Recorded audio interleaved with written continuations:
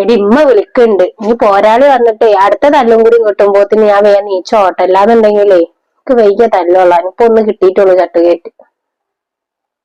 ഉം എന്നാ ശരിയടി. സമാധാനായി. ഇപ്പൊ ഇന്ന് പോണ്ട.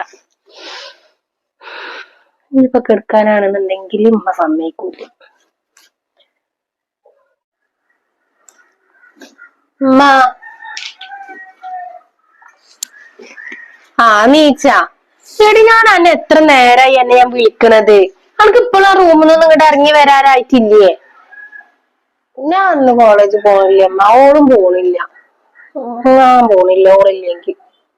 ബെസ്റ്റ്. അപ്പൊ രണ്ടാളും കൂടി ഒത്തിട്ടുള്ള കളിയാണ് അല്ലെ ഈ കോളേജിൽ പോവാതിരിക്കല്. എന്തിനാ നിങ്ങളൊക്കെ ഈ ഫീസും കൊടുത്തുങ്ങാണ്ട് പഠിപ്പിക്കാൻ പറഞ്ഞേക്കണത്? വെറുതെയാണ്. ഒത്തിട്ടുള്ള പരിപാടിയൊന്നുമല്ല. ഫറാന അങ്ങോട്ട് വരുന്നുണ്ടെന്ന് പറഞ്ഞിന്ന്.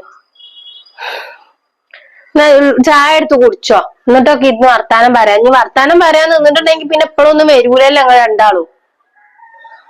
ഞാൻ കുടിച്ചോളാം. പല്ലേച്ചിട്ടില്ല, പല്ലേച്ചിട്ട് തരട്ടെ. പല്ലും തേച്ചിട്ടില്ലേ?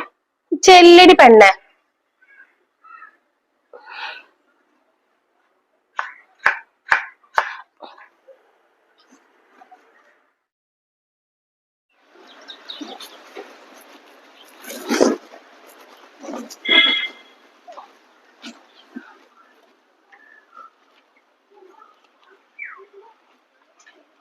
ജസീല. ആരത്? ഫർഹാനെ? ഇത് ജസീനാന്ന് വിളിക്കുമ്പോഴേ ഓളെ പേര് ജസീന എന്നുള്ളത് ഓർമ്മ വരുള്ളൂ. പിന്നെ എല്ലാരും ഇങ്ങനെ ഈ കുഞ്ഞോളെ കുഞ്ഞോളെ എന്നല്ല വിളിക്കണത്. വരുന്ന ഓള് പറഞ്ഞീന്ന്. ഇന്ന് എന്താ ഇപ്പൊ രണ്ടാളും കൂടി ക്ലാസ്സിന് പോവാതെ? മടിയായില്ലേ? ഒന്നല്ല, ഒരു മിസ് ഉണ്ട് ഞങ്ങക്ക്. അതാണെന്നുണ്ടെങ്കിൽ ഭയങ്കര ദേഷ്യവും കാര്യങ്ങളൊക്കെയാണ് അതിന്. അതുകൊണ്ട് ഇന്ന് പോവാൻ തോന്നിയില്ല.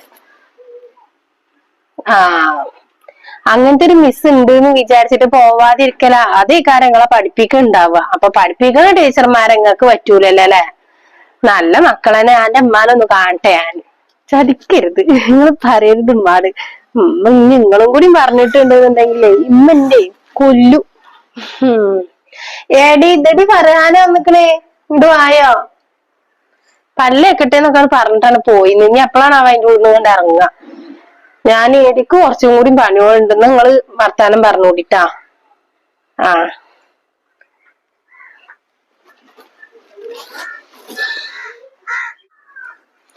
വന്ന